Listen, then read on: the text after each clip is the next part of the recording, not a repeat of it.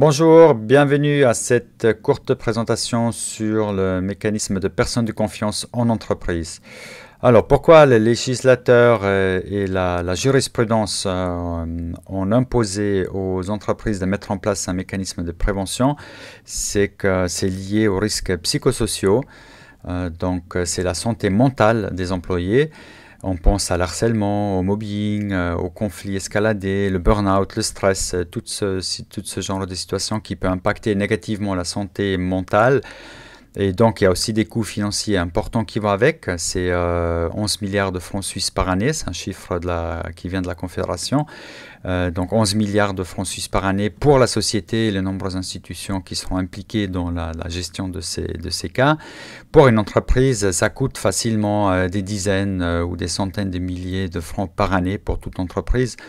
Même s'il n'y a pas des situations graves en particulier, c'est que voilà, c'est des coups de conflit, des situations de stress, les absences maladie, peut-être le remplacement d'un employé, peut-être la perte d'un client à cause de la mauvaise communication autour d'un conflit entre les équipes. Ensuite, il y a aussi la réputation vis-à-vis des clients, vis-à-vis des partenaires, vis-à-vis des employés. Aujourd'hui, on est tout transparent, hein, tout employeur sait de quoi je parle. Donc voilà, quand on a des risques psychosociaux qui sont mal gérés dans une entreprise, ça va se savoir, au pire des cas dans les médias, dans le public. Sinon, les partenaires vont savoir, les employés, ça va parler. Il y a aujourd'hui des sites web qui font l'évaluation des employeurs en anonyme. Voilà, donc pour la réputation, bien entendu, c'est pas du tout une bonne chose. Il vaut mieux prévenir et de gérer comme il se faut les risques psychosociaux. Il y a aussi les aspects juridiques. Il y a justement une jurisprudence qui exige de tout employeur la mise en place d'un tel système. Il y a différentes directives du SECO par rapport à la santé psychosociale et il y a donc une responsabilité juridique. Autrement dit, si on ne le fait pas, on n'est pas en respect de la loi. Tout simplement, il faut protéger la santé des employés. Hein, ça va de soi, on connaît ça par rapport à l'ergonomie par exemple.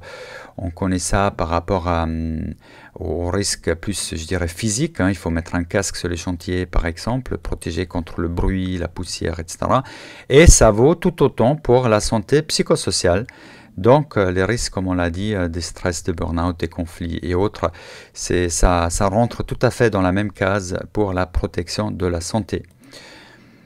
Alors, l'exigence légale, plus concrètement, il y a un arrêt du tribunal fédéral de 2012 qui exige la mise en place d'un tel mécanisme de prévention.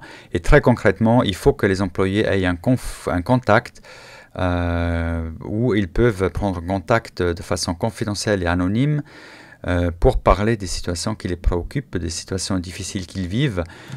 Et puis cette personne-là va ensuite agir, on verra ça tout à l'heure. Et bien sûr, il faut ensuite informer les employés de ce mécanisme de l'existence et du contact. Hein. Sinon, c'est comme si c'était inexistant, si vous mettez en place, mais personne ne le sait. Et puis en plus, il y a 2-3 exigences supplémentaires par rapport à l'arrêt fédéral du 9 mai 2012. Il faut que cette personne de confiance soit formée.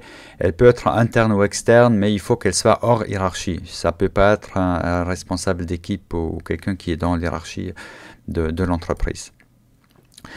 Les exemples, on a déjà touché un mot, donc c'est l'harcèlement soit psychologique, ce qu'on appelle aussi le mobbing, ou l'harcèlement sexuel. C'est deux types différents aussi au niveau de la législation, de comment détecter, c'est très différent. La pression mentale, le stress, le burn-out, il y a aussi la surveillance non autorisée. Il y a la consommation de substances, des addictions, peut-être la discrimination, les conflits. On peut parler encore, si on veut, du whistleblowing ou d'autres situations.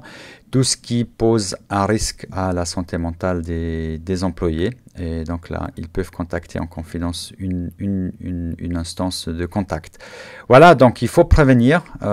Et comment on le fait concrètement?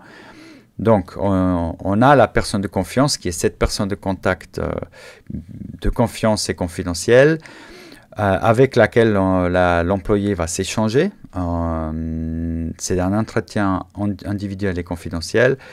Et suite à cet entretien, il peut y avoir un suivi individuel, une sorte de coaching. On peut peut-être aller voir les ressources humaines ensemble. Ça peut partir sur une médiation en cas de conflit. Ou aussi, on peut référer vers une autre source. Ça peut être du médical, le centre La Vie, donc l'assistance aux victimes.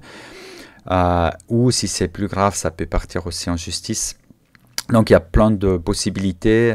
On a beaucoup de références qui peuvent ensuite vivre une situation. L'essentiel, c'est que les employés aient un contact confidentiel et facile à contacter pour prévenir tout risque de dégradation. Et ensuite, ensemble, réfléchir à comment on peut agir. Ensuite, il est bien aussi d'aller un peu plus loin et de faire de la prévention en entreprise, donc mettre en place des principes, une charte éthique, des procédures. On peut faire des sensibilisations et des formations pour les responsables, pour les employés. Tout ça, ça permet de contribuer à une culture d'entreprise qui est ouverte et constructive face à ce genre de situation pour encore mieux les prévenir.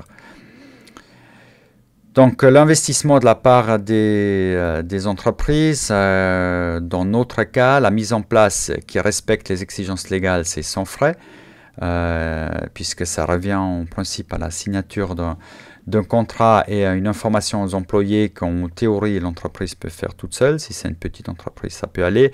Sinon, nous proposons quand même des informations, voire des mini-formations. Ça serait possible. Et en cas d'intervention, bien entendu, c'est là qu'on est dans les tarifs de 200 francs l'heure jusqu'à 10 EPT et à 250 francs l'heure à partir de 10 EPT.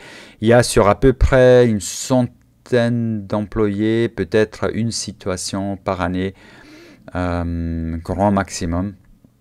Donc parfois c'est 1 heure d'échange, 2 heures de discussion et dans certains cas ça va un peu plus loin.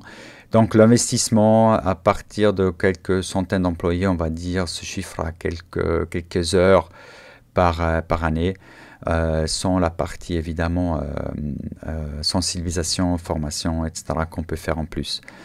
Il y a aussi possibilité de convenir d'un forfait annuel avec un rabais sur le tarif horaire.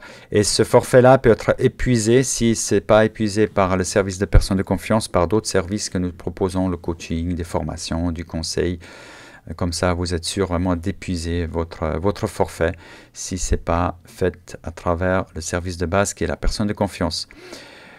Voilà, donc à votre disposition pour en parler davantage. Nous sommes joignables sur le 021 566 16 89 ou sur info@gamperly-mediation.ch. Et vous trouvez plus d'informations encore sur notre site web et c'est avec un grand plaisir que nous sommes à votre disposition pour en parler sans engagement. Merci, à bientôt, au revoir.